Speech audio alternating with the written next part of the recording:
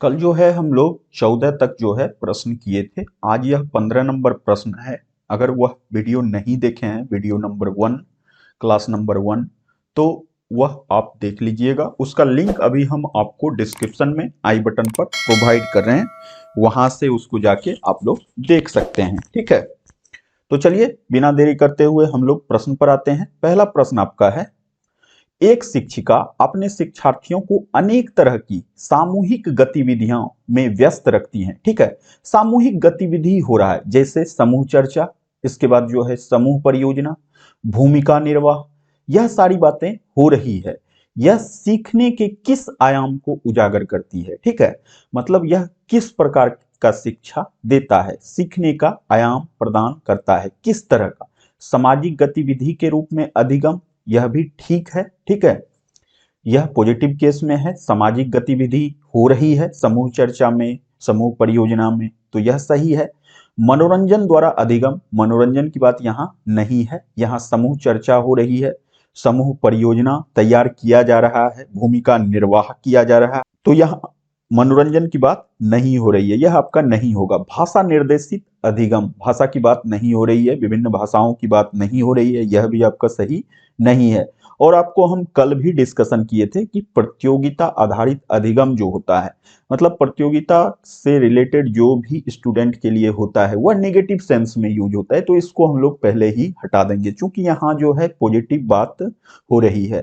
तो एक नंबर जो है यह सबसे पॉजिटिव है, बाकी सब नेगेटिव केस में यूज हो रहा है, तो इसलिए हम लोग एक के साथ जाएंगे। बिल्कुल सही आंसर है, इसी के साथ आपको जाना है। ठीक है, एक शिक्षिका, देखिए यह प्रश्न जो है,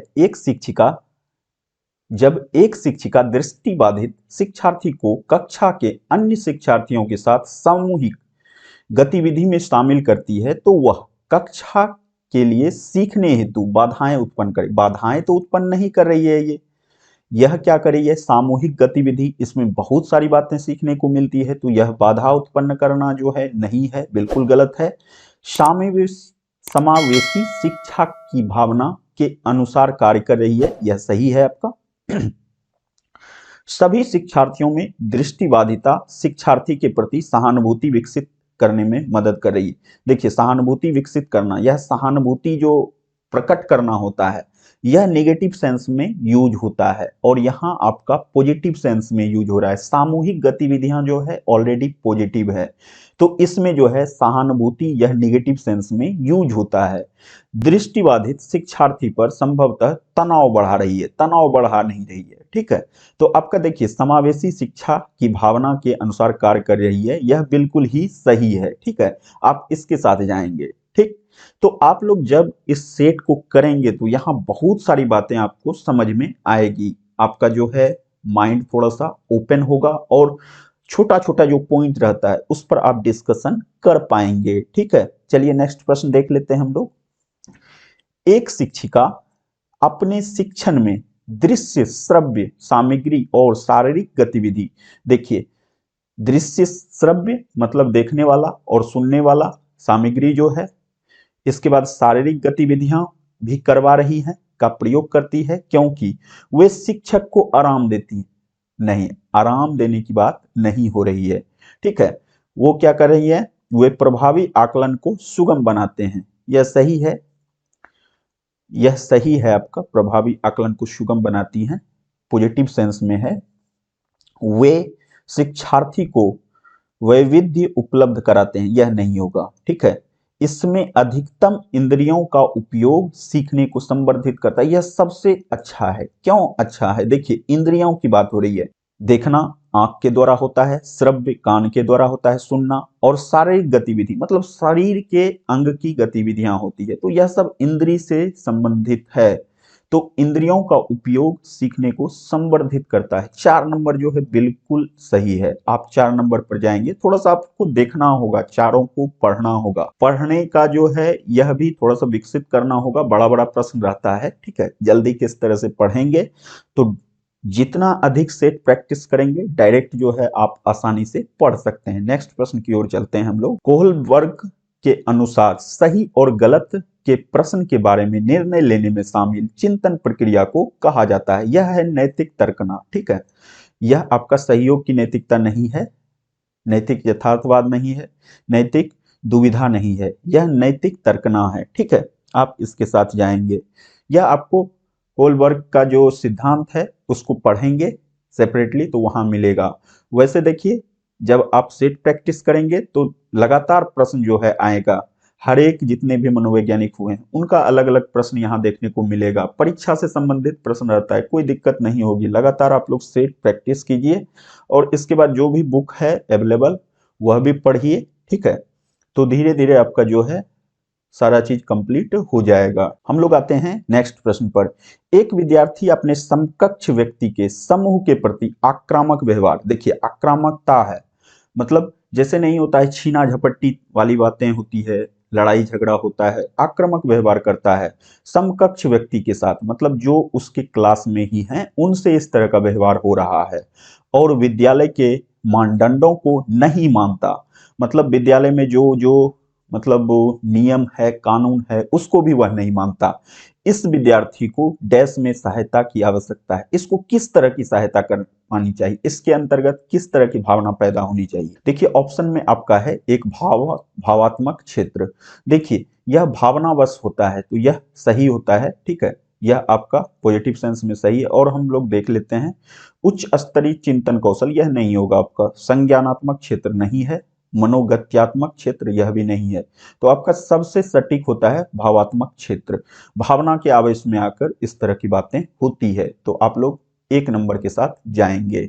चलिए नेक्स्ट प्रश्न की ओर हम लोग चलते हैं। शिक्षकों को सलाह दी जाती है कि वे अपने शिक्षार्थियों को सामूहिक गतिविधि में शामिल करें क्योंकि सीखने को सुगम बनाने के अतिरिक्त ये डैश में भी सहायता करता है। देखिए सामूहिक गतिविधि में विभिन्न लड़कों के साथ रहने में, ग्रुप में रहने में बहुत सारी चीजें जो है आपस में सामंजस्य स्थापित करती हैं और बच्चे अलग अलग तरह के ज्ञान सीखते हैं। ठीक है, तो इसमें जो है सीखने को सुगम बनाने के अतिरिक्त यह क्या करती है, देखिए दुश्चिंता यह नहीं होगा आपका, यह निगेटिव सेंस में यूज होता है इसका। मूल्य द्वंद्व यह भी नहीं होगा। आक्रामकता यह नहीं होगा। तो बचता है एक समाजीकरण आपका, यह समाजीकरण सही है।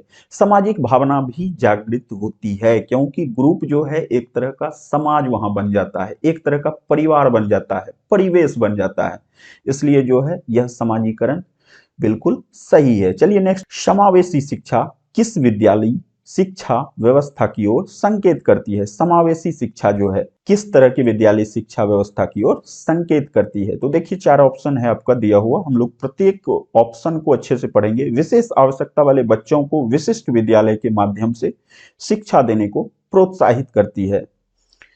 यह देखिए आपका, इसको रहने दीजिए अभी थोड़ा सा और हम लोग पढ़ लेते हैं।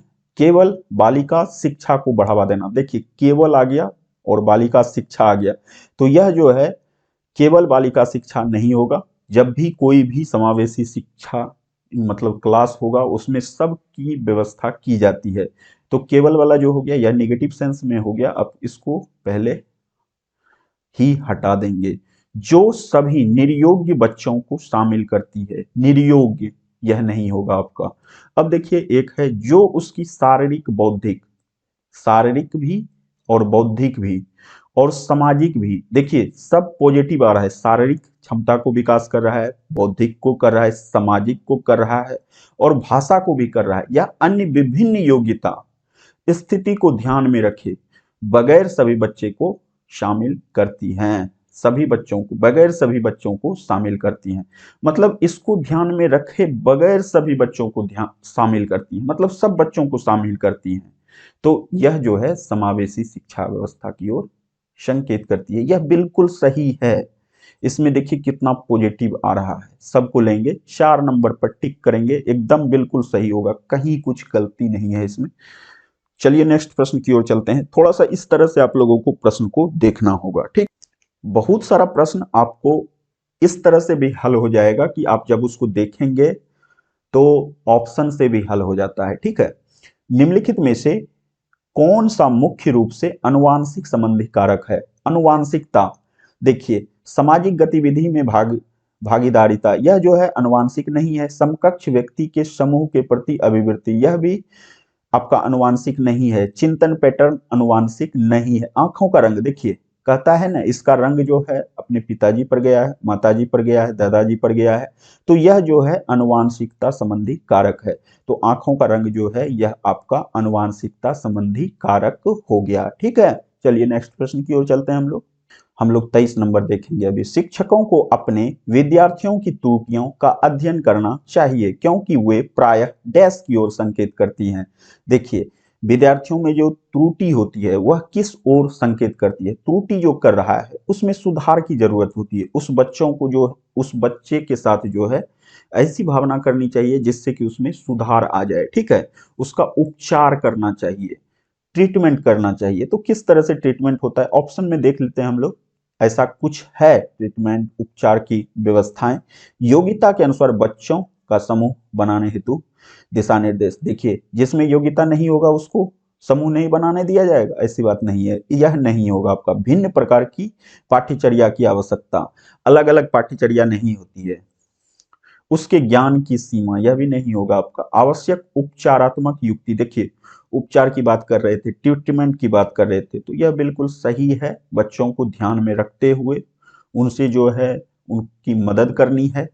तो मदद जो हुआ वही आपका यहाँ उपचारात्मक युक्ति हुआ। ठीक है, तो यहाँ यह पॉजिटिव सेंस में इसका यूज हुआ। तो 4 नंबर पर आप जाएंगे, बिल्कुल सही है, कहीं कोई दिक्कत नहीं है। नेक्स्ट प्रश्न की ओर चलते हैं हम लोग। सीमा हर पाठ को बहुत जल्दी सीख लेती है। ठीक है, एक बच्ची है सीमा, वह पाठ को बहुत जल्दी सीख लेती है, जबकि एक बच्ची है लीना, उससे सीखने में ज्यादा समय लेती है। वह जो है लीना समय अधिक लेती है कोई भी चीज सीखने में। तो यह विकास के किस सिद्धांत को दिखाता है? देखिए, हर एक व्यक्ति एक जैसा नहीं होता है, सब में अलग अलग क्षमताएं पाई जाती है। तो व्यक्तिगत क्षमताएं जो है सब में अलग अलग तरह की होती हैं। ठीक है, तो यह व्यक्तिगत बात हो गई कि वह जल्दी सीख लेती है जबकि यह लेट से सीखती है। सीमा जल्दी सीख लेती है, लीना लेट से सीखती है। तो यह जो है व्यक्तिक सिद्धांत को दर्शाता है। देखिए ऑप्शन में है व्यक्तिक सिद्धांत। चलिए हम लोग एक बार देख लेते हैं इसको। देखिए व्यक्तिक भिन्नता है, इस पर टिक करेंगे। बाकी जो है इसमें सारा चीज जो है अलग अलग है, पहले हम लोग समझ लिए हैं, इसलिए डायरेक्ट व्यक्तिक भिन्नता पर टिक करेंगे, कोई दिक्कत नहीं है। नेक्स्ट प्रश्न देखिए, निम्नलिखित में से डैश के अतिरिक्त सभी वातावरणीय कारक विकास को आकार देते हैं। मतलब विकास के लिए एक को छोड़कर सब जो है इंपॉर्टेंट है। पौष्टिक की गुणवत्ता, देखिए बच्चों के विकास के लिए पौष्टिकता आवश्यक है। सांस्कृतिक संस्कृति के हिसाब से जो है चलना, वह भी जो है विकास में मदद करता है। शिक्षा की गुणवत्ता भी बहुत जरूरी है विकास के लिए। तो यह तीनों सही हो गया, तो यह तीनों पॉजिटिव सेंस में होता है। तो एक शारीरिक गठन जो है यह आपका नेगेटिव सेंस में होता है, तो यही आपका आंसर हो जाएगा। देखिए यहाँ कह रहा है एक के अतिरिक्त सभी विकास को आकार देते हैं, मतलब एक जो है वह नेगेटिव सेंस में है, बाकी सब पॉजिटिव सेंस में है। तो 4 शारीरिक गठन जो है यह गलत है। ठीक है, तो यह सही हो जाएगा इसके लिए। श्रवण ह्रास से ग्रसित बच्चों में किस सबसे मुख्य नैराश्य कुंठा का सामना करते हैं?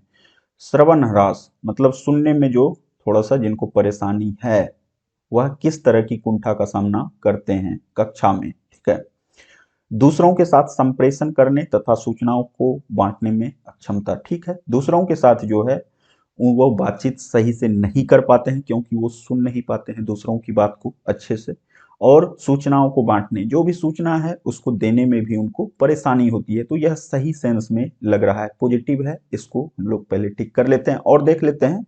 दूसरे विद्यार्थियों के साथ परीक्षा देने, देखिए परीक्षा देना हो गया, यह नेगेटिव सेंस में हो गया, डायरेक्ट इसको हटा देंगे। प्रस्तावित पाठ्य पुस्तक को पढ़ने की अक्षमता नहीं है। ठीक है, यह भी आपका नेगेटिव सेंस में है, इसको हटा देंगे। खेलकूद में भागीदारिता निभाने में अक्षमता, खेलकूद में भागीदारिता की अक्षमता उसके साथ नहीं होती है, मूल रूप से होती है दूसरों के साथ संप्रेषण मतलब बातचीत करने में, और इसके बाद सूचनाओं का आदान प्रदान करने में। बिल्कुल सही है, 1 नंबर के साथ हम लोग जाएंगे। नेक्स्ट प्रश्न देखिए 27 नंबर। डिसलेक्सिया मुख्य रूप से डैश की समस्या से संबंधित है, तो यह पढ़ने की समस्या से संबंधित है डिसलेक्सिया, तो इसको हम लोग डायरेक्ट कर लेंगे। इसके बाद जो है प्रतिभाशाली विद्यार्थी अपनी कक्षाओं को तब विकसित कर पाएंगे जब बार बार उनकी परीक्षा होगी। देखिए परीक्षा की बात है, नेगेटिव सेंस में हो गया। वे अन्य विद्यार्थियों के साथ अधिगम प्रक्रिया से जुड़ते हैं, देखिए सामूहिक बात हो गया, जो कि अलग अलग विद्यार्थी से जब जुड़ेंगे, कोई भी प्रतिभाशाली विद्यार्थी हो, जब तक वो सब विद्यार्थी बहुत सारे विद्यार्थियों से नहीं जुड़ेंगे, उससे अधिगम साझा नहीं करेंगे, उनकी जो है प्रतिभाशालिता जो है इस पर सवाल खड़ा होगा और वो नहीं कर पाएंगे जो वो चाहते हैं। ठीक है, तो यह सही सेंस में लग रहा है। और देख लेते हैं, दो ऑप्शन है, उन्हें अन्य विद्यार्थियों से अलग किया जाएगा, यह नहीं है। एक साथ ही पढ़ना है सबको, अलग से नहीं पढ़ाया जाता है। वे निजी कोचिंग कक्षाओं में, देखिए कोचिंग कक्षा की बात आ गई, तो यह जो है आपका निगेटिव सेंस में है। एक दो तीन निगेटिव, एक पॉजिटिव, यह होता है 2 नंबर। 2 नंबर के साथ हम लोग जाएंगे, बिल्कुल सही है। ठीक है, चलिए नेक्स्ट प्रश्न की ओर चलते हैं। एक अच्छी पाठ्य पुस्तक डैश से बचती है, किससे बचती है? एक पाठ्य पुस्तक किससे बचती है? देखिए, लैंगिक पूर्वाग्रह, यहाँ है लैंगिक समानता, सामाजिक उत्तरदायित्व। सामाजिक उत्तरदायित्व से ये नहीं बचती है, यह आपका नहीं होगा। लैंगिक समानता से नहीं बचती है। ठीक है, इसके बाद लैंगिक संवेदनशीलता से नहीं बचती है, लैंगिक पूर्वाग्रह से बचती हैं। ठीक है, लैंगिक पूर्वाग्रह से कोई भी अच्छी पाठ्य पुस्तक जो है वह बचती है। ठीक है, लैंगिक पूर्वाग्रह से क्यों बचती है? क्योंकि लैंगिक समानता, सामाजिक उत्तरदायित्व, लैंगिक संवेदनशीलता, भिन्न प्रकार की बातें होती है, वह एक अच्छी पाठ्य पुस्तक में शामिल होती हैं, लेकिन लैंगिक पूर्वाग्रह से ये लोग बचते हैं। ठीक है, चलिए नेक्स्ट प्रश्न है, लास्ट प्रश्न है आज का। पियाजे के अनुसार संज्ञानात्मक विकास के किस चरण पर बच्चा वस्तु स्थायित्व को प्रदर्शित करता है? वस्तु, देखिए, वस्तु अस्थायित्व की बात जो है यह संज्ञानात्मक विकास का जो है पूर्व संक्रियात्मक चरण है। देखिए, यह पूर्व संक्रियात्मक चरण है। यहाँ बच्चा जो है 2 से 7 वर्ष तक का बच्चा जो है, 2 से 7 वर्ष की अवस्था का बच्चा जो है, यह खेल, अनुकरण, इसके बाद चित्र और भी सारी जानकारियां जो हैं उसको बढ़ाने में अपना समय देती है। ठीक है, तो पियाजे के अनुसार जो है संज्ञानात्मक विकास के किस चरण में बच्चा वस्तु अस्थायित्व को प्रदर्शित करता है? तो वस्तु अस्थायित्व जो है पूर्व संक्रियात्मक चरण है। ठीक है, तो 4 के साथ आप जाएंगे। चलिए नेक्स्ट वीडियो इसका जल्द ही हम कल फिर लाएंगे। ठीक है, लगातार अभी हम सेट प्रैक्टिस यहाँ करेंगे, जितना भी सेट अभी मेरे पास अवेलेबल है हम चाहेंगे कि पूरा का पूरा कंप्लीट कर दें इस बार। ठीक है, तो आप लोग वीडियो में बने रहिए, ज़्यादा से ज़्यादा शेयर कीजिए, चैनल पर पहली बार आए हैं तो सब्सक्राइब भी कर लीजिए।